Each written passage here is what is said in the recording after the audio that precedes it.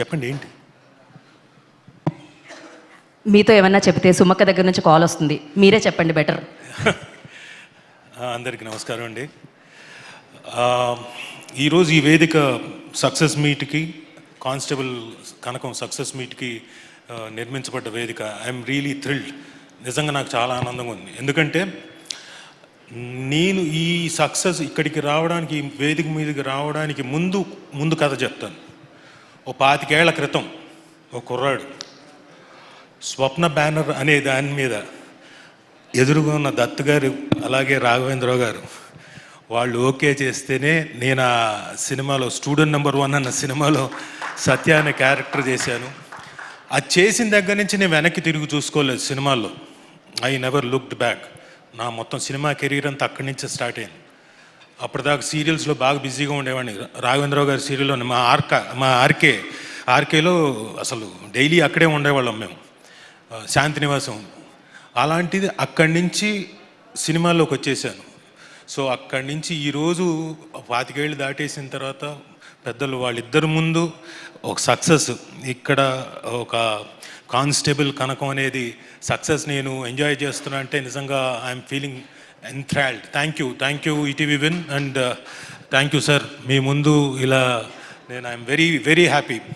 And ఈ అవకాశం నాకు రావడానికి మెయిన్గా కారణం అదే, మళ్ళీ స్టూడెంట్ నెంబర్ 1లోనే మా సాయిబాబా గారు నన్ను ఎప్పుడు రాజా బయలుదేరావా, వచ్చావా, త్వరగా రావయ్యా అని చెప్పేసి ఎప్పటికప్పుడు లొకేషన్లో ఉండి అప్పుడు ఎలా పిలిచారో ఈ పర్టికులర్ కానిస్టేబుల్ కనకానికి కూడా అదే పిలుపు, రాజా అని చక్కగా ఆ పిలుపులోనే ఆనందం. అంటే అదొక ఫ్యామిలీ కైండ్ ఆఫ్, బాగా ఆత్మీయులు దగ్గరగా ఉన్నవాళ్ళు పిలుస్తుంటారు నన్ను. సో సాయిబాబా గారు థ్యాంక్ యూ వెరీ మచ్. అలాగే మా హేమంత్, ఆయనతోటి కూడా నాకు ఆల్మోస్ట్ 30 years పరిచయం. అది ఎలా అంటే, వెనక ఈటీవీ ఉంది కదండి, ఈటీవీ 30 ఏళ్ళు మొన్న మధ్యనే సెలబ్రేషన్స్ జరుపుకున్నాం. అయితే ఈటీవీతో పాటు నా అనుబంధం కూడా 30 ఏళ్ళు. అప్పుడు నాకు హేమంత్ గారు అక్కడి నుంచి పరిచయం. అంతకుముందు నుంచా? అప్పుడేగా. అప్పటి నుంచి ఇప్పటిదాకా మళ్ళీ ఆయన ప్రొడ్యూసర్గా, నేను ఇందులో మళ్ళీ కానిస్టేబుల్ కనకంలో యాక్ట్ చేయడం నిజంగా నాకు చాలా ఆనందంగా ఉంది. Thank you Hemant garu. శాంతినివాసం కూడా, yes of course, right. So second success. Student number 1 చేయలేదు కదా, but okay, whatever. So I'm happy working with you as a producer.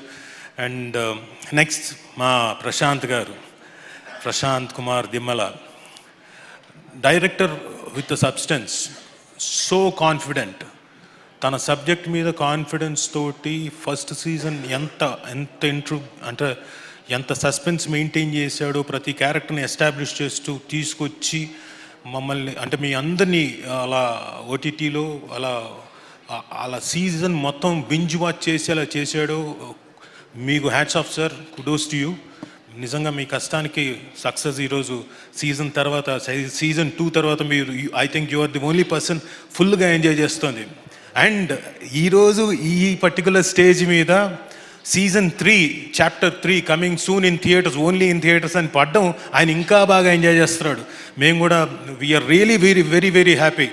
Plus అక్కడ పక్కనే ఉన్నాడు మా డిఓపి. ఆయనలో ఉన్న ప్రత్యేకత చెప్పాలి సార్. ఆ సాయి శ్రీరామ్ అండి, లొకేషన్కి వెళ్తేనే మాకు చాలా ఆనందం. ముందు హలో గుడ్ మార్నింగ్ శ్రీరామ్ అనగానే sir good morning నవ్వుతుంటాడు.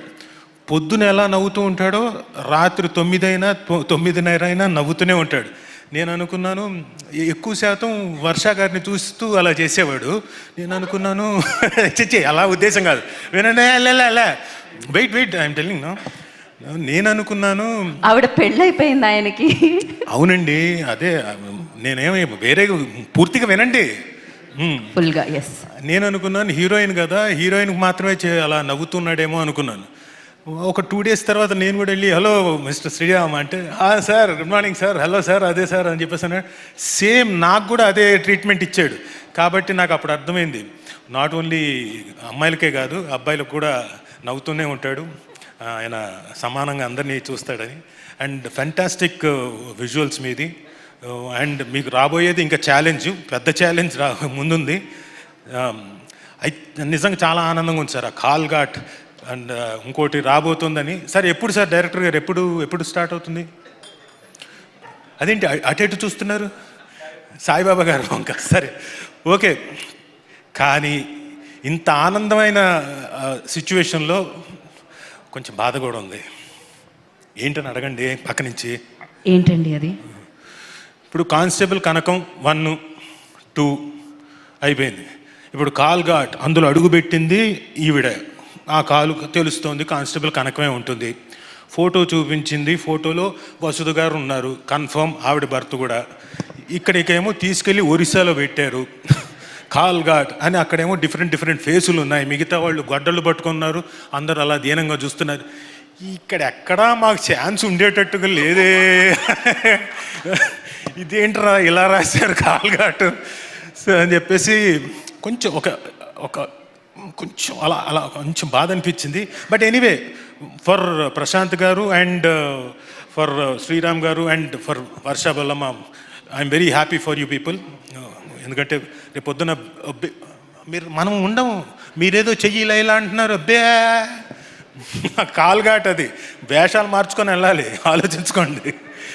So really happy for you and thanks ETV win.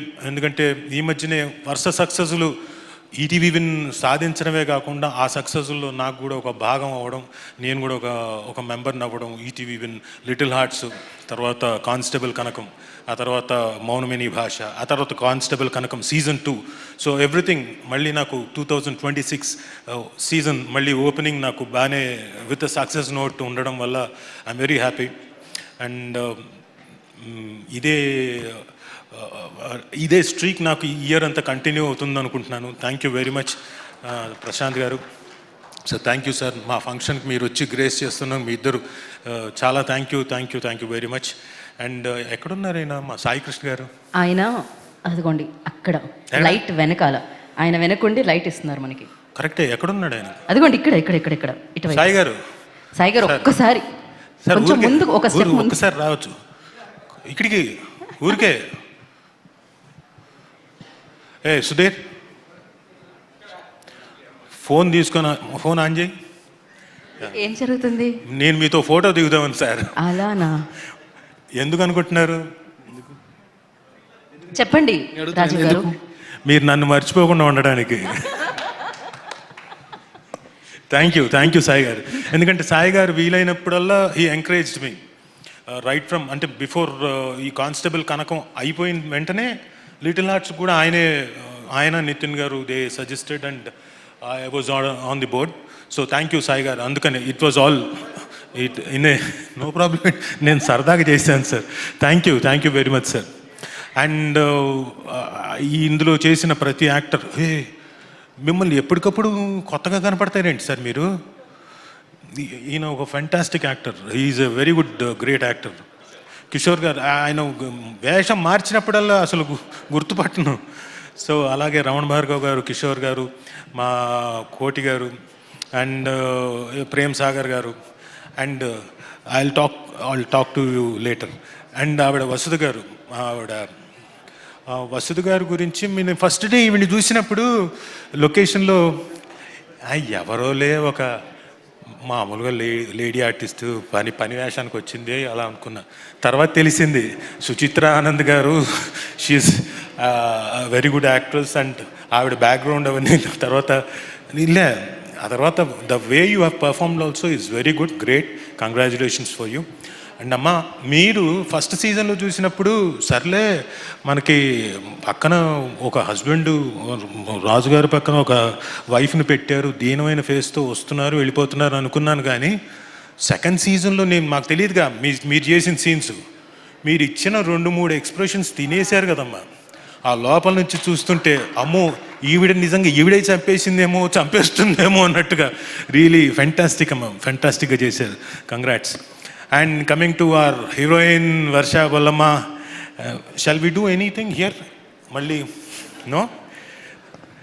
మొన్న ఈ మధ్యనే చేసాం సార్ మా కనకం కోసం ఏదో, what you say that, panipuri challenge. అది వైల్డ్ ఫైర్ అయిపోయిందండి. Of course Varsha Bolamma is very intense act అండి, చాలా కనపడడానికి అలా నవ్వుతూ చిందులేస్తూ ఉంటుంది. షార్ట్ అనగానే క్యారెక్టర్లోకి వెళ్ళిపోతుంది, వెరీ సీరియస్ అండ్ వెరీ చాలా బాగా పర్ఫామ్ చేస్తుంది. అండ్ తన్నడం కూడా బాగా తంతూ ఉంటుంది సార్. లొకేషన్లో నేను ఆవిడేదో చెప్పింది నాకు, I know kick boxing sir అని. ఊరికేదో చెప్తుంది ఆడపిల్ల, ఊరికే బెదిరించడానికి అనుకున్నాను. అవునా అయితే తనండి అని చేయబెట్టాను. ఈ హైట్కి తన్నింది సార్, లిటరల్గా గట్టిగా తన్నింది. సో ఎనీవే ఆ తన్నడం మీకు కాల్ఘాటుకి బాగా పనికొస్తుంది అనుకుంటున్నా, ఎందుకంటే మీకు అంతే కదా, నెక్స్ట్ సీజన్ అంతా, సీజన్ కాదు నెక్స్ట్ సినిమా అంతా మీతో బోల్డ్ అని ఫైట్లు చేయించేలాగున్నారు. All the very best, do well, congratulations and thank you everyone. Thank you Rajeev garu, thank you so much. మీరు ఇలాని 2026లో కూడా బ్యాక్ టు బ్యాక్ సక్సెస్లు ఇస్తూ ఉండాలని మనస్ఫూర్తిగా కోరుకుంటున్నాము. రాజీవ్ గారు ఒకే ఒక ప్రశ్న అనమాట, సీజన్ ఎండ్ అవ్వగానే చంద్రిక ఎక్కడా అని అడిగారు, సీజన్ 2లో ఆవిడ ప్రెస్ మీట్లో చెప్పారు సహస్ర ఎక్కడా అని చెప్పి. ఇప్పుడు ఇంతకీ చాప్టర్ 3లో కనకాల ఎక్కడా అని అడుగుతున్నారు ఆయన ప్రశ్న. సో ఆ ప్రశ్నకి సమాధానం మనం తెలుసుకుందాం.